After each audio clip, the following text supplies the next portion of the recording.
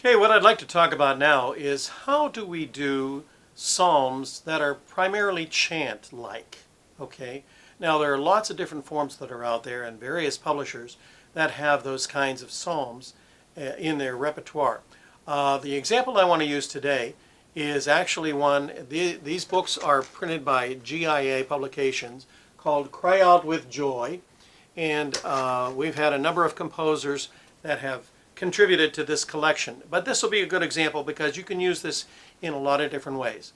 Now my thoughts about doing chant really kind of stem from my experience in the opera world, especially when we do recitative in the opera, especially in Mozart, Rossini, in that time era. And when we do recitative, that is what is really kind of like spoken, but almost in a singing fashion. And so what you want to try to do, like as if it was on one note, you want to try to find the strongest words in those phrases. And most of the time, if you remember back in your early English classes, adverbs, adjectives that describe actions or describe the event are very strong. Action words like verbs are very strong too. And a lot of times the composers will find the accents of those phrases to fall on the accent of the beat of that measure. So what do I mean by that? Well, most of the time, the first beat of the measure is where you have the strongest beat, whether it's in chant or whether it's in through composed music. Now in chant, a lot of times you have lots of words within one measure. Well, you don't want to sing them as if it's a machine gun. Ta ta ta ta ta ta ta ta ta ta ta ta ta. You want to give it a phrasing technique so that you can convey the text as if you were saying it. So for example, this is going to be Psalm 22. We normally sing this on Palm Sunday. My God, why have you forsaken me? Let me read through the first verse for you, and this would be an example of how you would do it. All who see me deride me. They curl their lips, they toss their heads. He trusted in the Lord. Let him save him. Let him release him, for in him he delights. So you can see I wrote it as if it was prose. Now, if I had to do it as a chant, I would do something like this. All who see me deride me.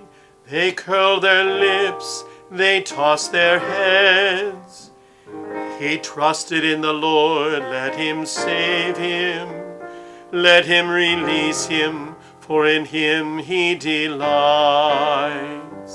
So you see there's a pulse of one to the measure, but there's some elasticity within the measure so that you can convey the text. Also, punctuation is your best friend. So you ask yourself, where should I breathe? Well, most of the time, punctuation will help you with the phrasing and with the breath. So look for your commas in those phrases as well too.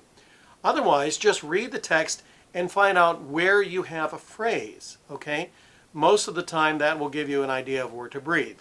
So let me take it from the top here. This was written by Paul Tate, and again it's in Cry Out with Joy. The refrain is sung twice, and then we go into the verse.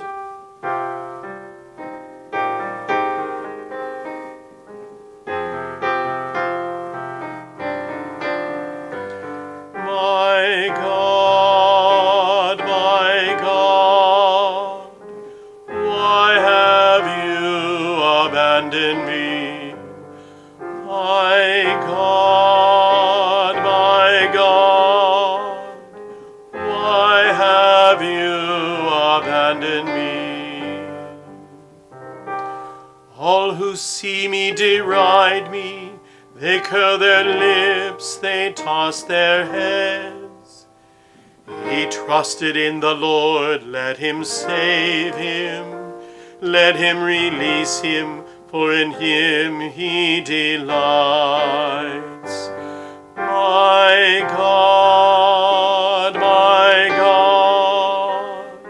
why have you abandoned me? My God, why have you abandoned me? For dogs have surrounded me, a band of the wicked besets me.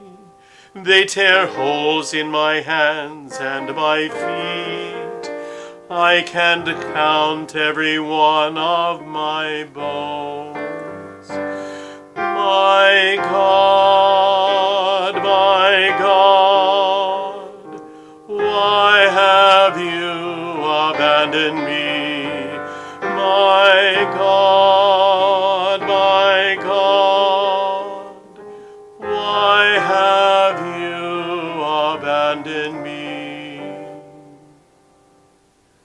that's an example of what you could do with the chant. And the reason I wanted to do this at the keyboard is for those of you that are cantoring from the keyboard, or those of you who are accompanists who are watching this as well, I wanted you to notice what I was doing. At the beginning of each of the verse, I rolled the chord. It's not written that way, but I rolled the chord.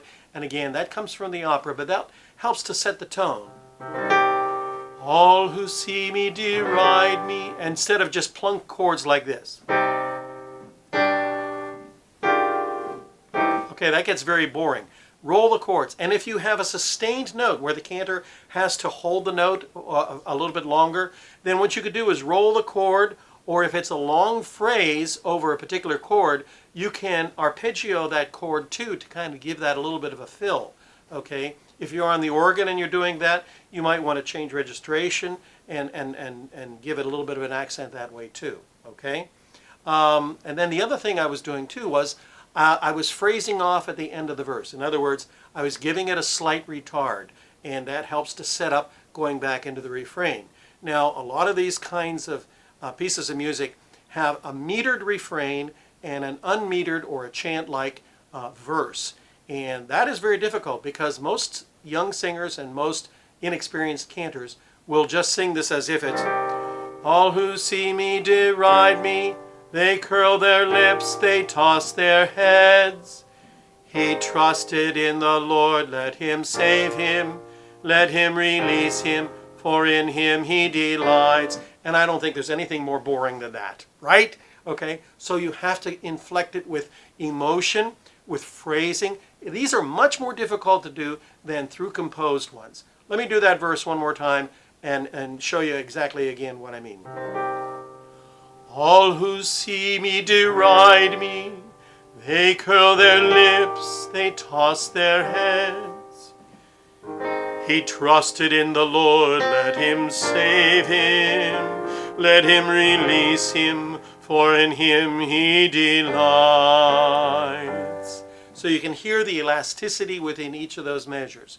It takes practice and it takes coordination between cantor and accompanist too. So it's important that you're on the same page and you practice these kinds of things too.